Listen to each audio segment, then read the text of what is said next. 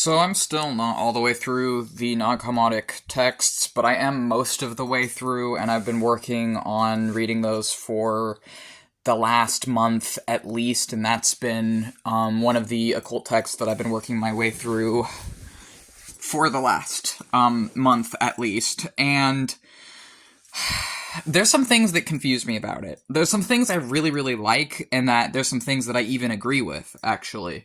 But there's some things that confuse me, and that I want to express here.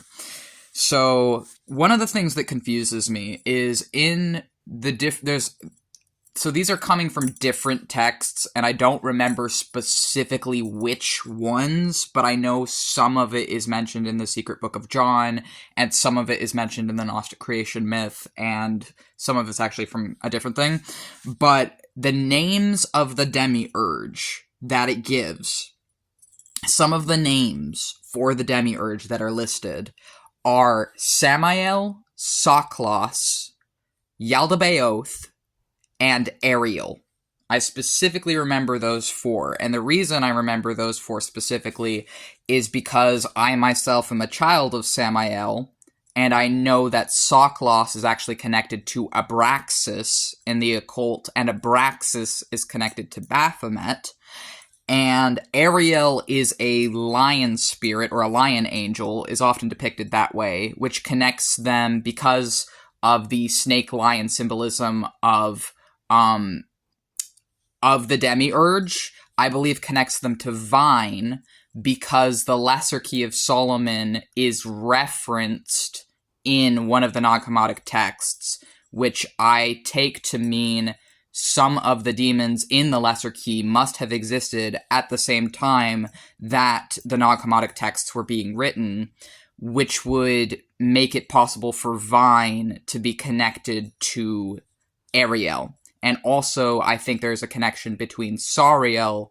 and Ariel, as Sariel is the son of Samael. And if Ariel is one of the names of the Demiurge, and Samael is one of the names of the Demiurge, that would be where that connection comes from, I believe. But then the problem that I have with that, right, is that I am a child of Samael, and I don't think that I'm worshipping the Demiurge, and I don't believe that I'm worshipping a god of, like, ignorance and hatred and villainy. Like, I don't believe that. And also, if it were true, hypothetically, like, if Samael were the Demiurge and was the same person as Yaldabaoth, and if that was the case, then it would mean that I would be, as a theistic Satanist and sorcerer, unintentionally or inadvertently worshipping the same god as the Christians, the Islamic people, and the Jewish people without meaning to. If it were true that Samael is Yahweh, which is synonymous with Yaldabaoth, in the Gnostic perspective, then I would actually be worshipping the same god as the Christians, which I don't believe. I don't prescribe to that. So I guess this confuses me, because with the Gnostic interpretation, they're saying that the Old Testament was actually a cosmic Satan figure, a cosmic enemy figure who is said to be ignorant, said to be sort of the embodiment of divine ignorance, which I do actually perceive and believe that Christians are worshipping a Demiurge figure. And the reason that I believe this is, first off, their Satan figure is Lucifer, who is literally the god of knowledge. So that in and of itself, if their highest enemy is literally the god of knowledge, or an embodiment of knowledge, which Lucifer is also to some occultists synonymous with Samael, but whatever. If they're...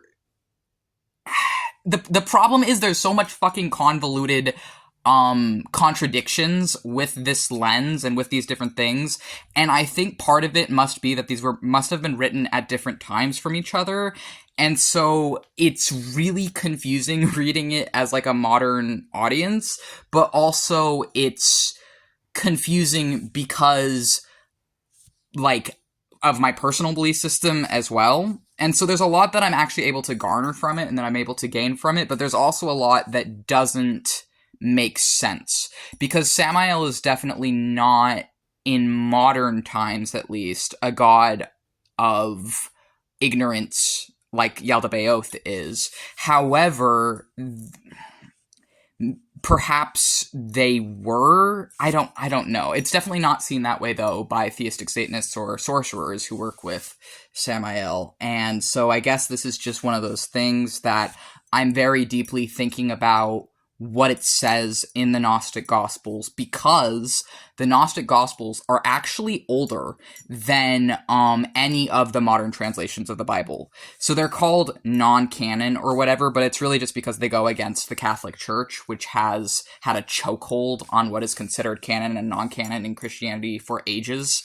And Christians aren't really concerned with demonology, but a lot of demonologists actually have read the Gnostic Gospels or are reading the Gnostic Gospels as well as reading the Bible and other things, because it's important for the history of demonology to understand these things and understand the history and understand where they come from and where these different entities and beings and names derive from.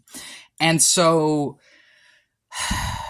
I guess I'm trying to figure out why Samael is one of the names of the Demiurge. And I think it must have been that at the time that was written, and for the culture and context that it must have been written in, Samael, unlike the figure that I see as a modern demonologist, must have been a figure that was synonymous with evil, was synonymous with ignorance, and synonymous with being a great enemy, how Yaldabaoth is.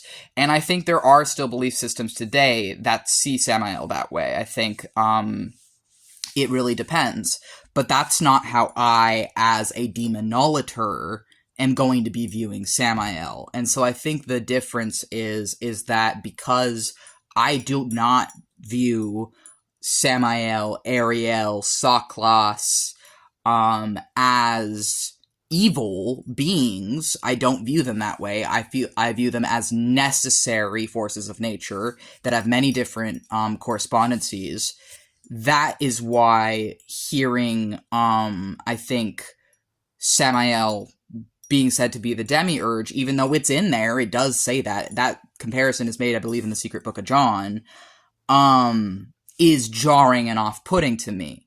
But also it is because if the Gnostic perspective is that Yahweh is Yaldabaoth, is evil, then I would be worshiping the same gods of my of the people who historically and presently are trying to genocide and harm all of my minorities, which would be really, really ironic if I was unintentionally and trying to escape the Abrahamic faiths actually worshipping a force of them. Which, I mean, kind of, because Samael that name does come from Judaism, does come from the Abrahamic faiths. But then Samiyaza in Enoch is where Samael comes from. And Enoch is considered, again, one of those non-canon texts, but I think that's bullcrap. They're all equally as canon as they are non-canon. And there's no actual legitimate reason to believe otherwise, in my opinion. But Samiyaza is actually where Samael comes from, and I have heard, but I have yet to see a source for this, but I have heard that Samiyaza was actually a Babylonian or Mesopotamian or Sumerian god before they were an Abrahamic one. But I, again, don't have a source for that claim and I want to learn more about that if that's the case, because I know Lilith came from the Lilu and Lilitu, which were Babylonian, Mesopotamian spirits that were sort of seen as lesser demons, but then it became the Lilith demon and other things. But yeah, I'm very interested in these topics, but it's also distressing the more I learn, seeing how many contradictions and things there are.